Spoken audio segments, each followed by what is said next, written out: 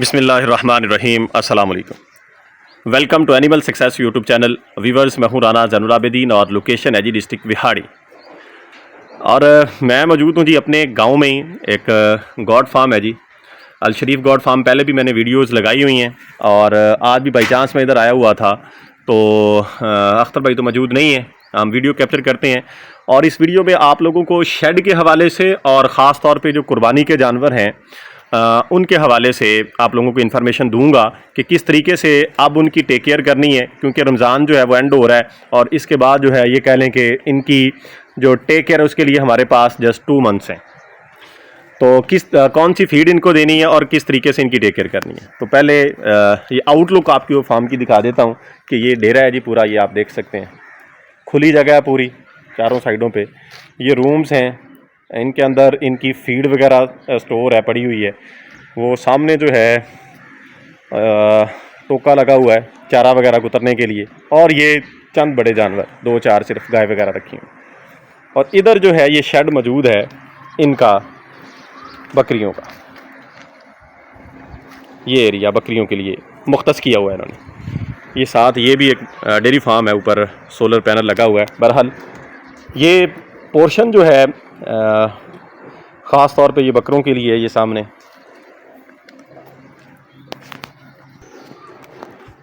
और टाइम जो है ये तकरीबन 6 बज चुके हैं शाम के। चारा वगैरह ये खा चुके हैं, खा के ये कुछ जानवर जो है बैठ चुके हैं, बाकी कुछ अभी भी खा रहे हैं, क्योंकि बकरी की ये आदत है कि जितना मर्ज़ी इसको हम डालते रहें इसने फिर भी थोड़ा बहुत जो है वो खाते पीते रहना होता है, मुँह वगैरह ये अपना चलाती रहती है।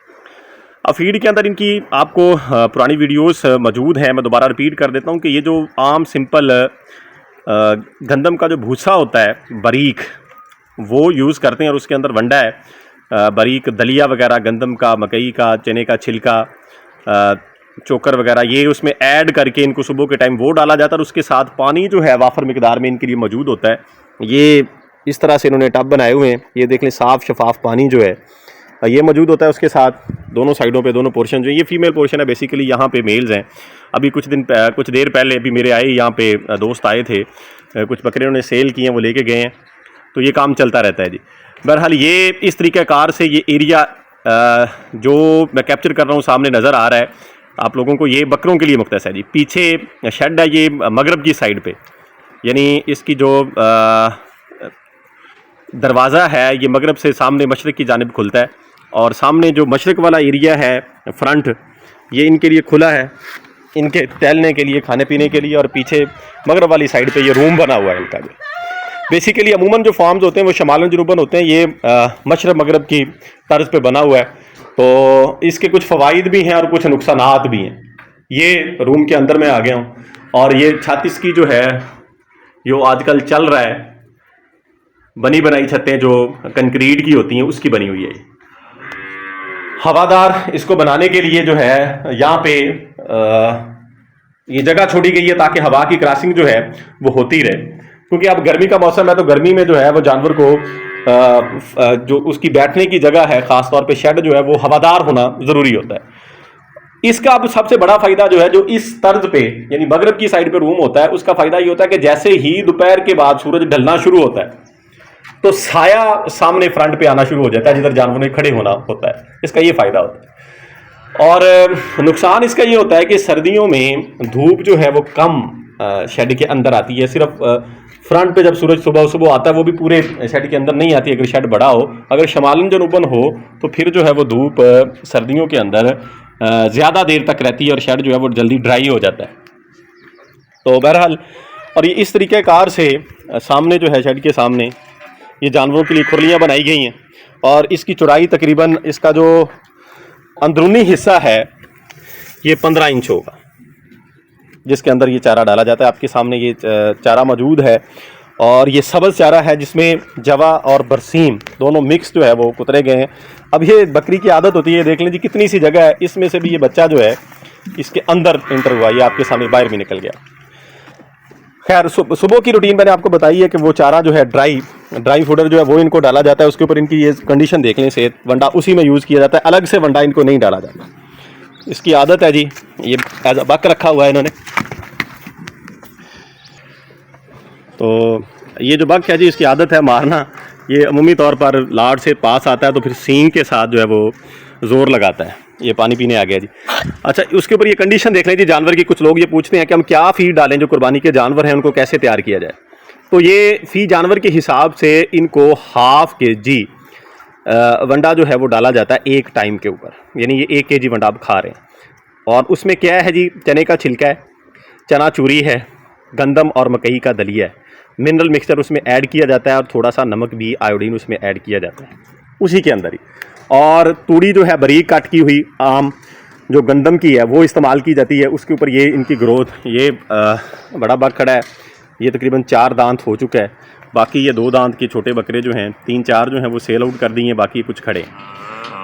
तो सेकंड टाइम जो है इनको ये ग्रीन फूडर जिसके अंदर जवा और बरसीम है, ये कट किया हुआ कुतरा हुआ है, वो इनको डाला जाता है। इसको ये खा लेते हैं सेकंड टाइम में। अभी ये आपके सामने जो है खुरलियाँ बिल्कुल साफ़ कर देते हैं, जितनी इनको भूख होती है उस हिसाब से, यानी फ्री ऑफ चॉइस जो है फूडर इनको डाला जाता है। उसकी दलील ये है कि देख लें कुछ जानवर जो हैं वो जो अभी खा रहे हैं, कुछ जो हैं ये बैठ चुके हैं साइड पे।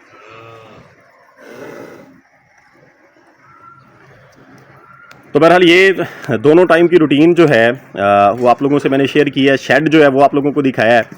तो इसके अलावा अब कुछ दोस्त जो हैं ये देख लें जी, पानी ख़ास तौर पे जिस तरह का मौसम है, ये फ्री ऑफ चॉइस पानी इनके सामने मौजूद होना चाहिए। अच्छा, मैं बात कर रहा था कि कुछ लोग जो हैं वो ये पूछते हैं कि जो अब रह गया थोड़ा टाइम है कुर्बानी के हवाले से, ख़ास तौर पे कुर्बानी के बकरों को हम फीड क्या दें। तो ये तो इनकी रूटीन है, इनके जानवर इस पर लगे हुए हैं। लेकिन अमूमी तौर पर जो जानवर बकरे तैयार करते हैं, मैं अनकरीब इंशाल्लाह उनकी वीडियोस भी अपलोड करूंगा ईद के बाद, जो है जो ख़ास तौर पे बकरों का काम करते हैं, वो वंडा जो है वो उसकी मिकदार इन दिनों में बढ़ा देते हैं और वंडे के अंदर गंदम और इसबगोल की गुली जो है इसका इस्तेमाल किया जाता है वाफर मिकदार में। तकरीबन एक जानवर के लिए 1 kg और 1/2 kg, 1 kg गंदम और 1/2 kg गुली जो है ये स्टार्ट की जाती है। जानवर 15-20 दिन जो है वो तो फ्री ऑफ चॉइस, यानी इस हिसाब से डालते हैं जानवरों के सामने। शुरू में पहले 15-20 दिन जानवर जो हैं वो ज़्यादा मिकदार में खाते हैं। जैसे जैसे उनकी बॉडी की रिक्वायरमेंट है, ज़ाहिर बात है कि जिस्म जो है वो एक बनना शुरू हो जाता है, फीड की जितनी ज़रूरत होती है वो लग जाती है जिस्म को, तो उसके बाद जो है उनकी इनटेकिंग कैपेसिटी कम हो जाती है। वो जो 1.5 kg या 2 kg एक जानवर खा रहा होता है वो 1/2 kg पे तकरीबन आ जाता है।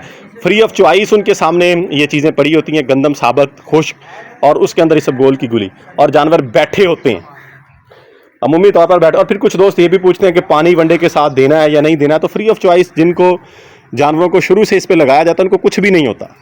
इसी तरीके से इनको तैयार किया जाता है कि वो इसबगोल की गुली, वंडा वगैरह खाते हैं, पानी पीते हैं, फिर खाते हैं, पानी पीते हैं, तो उनकी जो बॉडी है वो डेवलप होती रहती है, मसल्स उनके बनते रहते हैं, गोश्त की मिकदार उनमें बढ़ती रहती है। तो इस तरीक़ेकार के ऊपर बकरों को तैयार किया जाता है।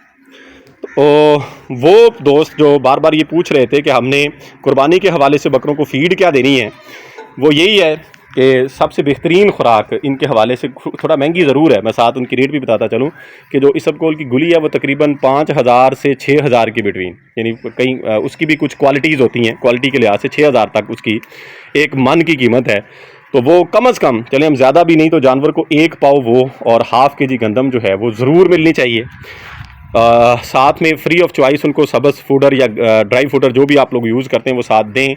मिनरल मिक्सचर ज़रूर ऐड करें ताकि उनकी बॉडी उन चीज़ों को जो हम उनको डाल रहे हैं, वंडा वगैरह, चारा वगैरह, उनको डाइजेस्ट करके जुज़्वे बदन बनाए और उनकी ग्रोथ जो है, उनके मसल्स, गोश्त की मिकदार जो है वो बढ़े और एट द एंड जो है वो हमें प्रॉफिट दें, हमें फ़ायदा दें। अदरवाइज़ इनको अगर हम ऐसे रखेंगे, इनकी बॉडी स्ट्रक्चर डेवलप नहीं होगा तो फिर कुर्बानी के ऊपर इनकी अच्छी कीमत हमें नहीं मिलेगी और नतीजतन हम लॉस में चलेंगे। तो इंशाल्लाह फिर आज तो मैं आया था तो भाई खुद मौजूद नहीं है, वो मौजूद होंगे तो उनसे इनके बारे में मज़ीद मालूमात लेंगे और आप लोगों को उनकी ज़ुबान से ये सारी चीज़ें निकलवा के आपको सुनाएंगे कि किस तरीके से इनकी टेक केयर की जाती है। अब जो हम वीडियो को एंड करते हैं, दुआओं में याद रखिएगा, अपना ख्याल रखिएगा। फ़ी अमानिल्लाह, अल्लाह हाफ़िज़।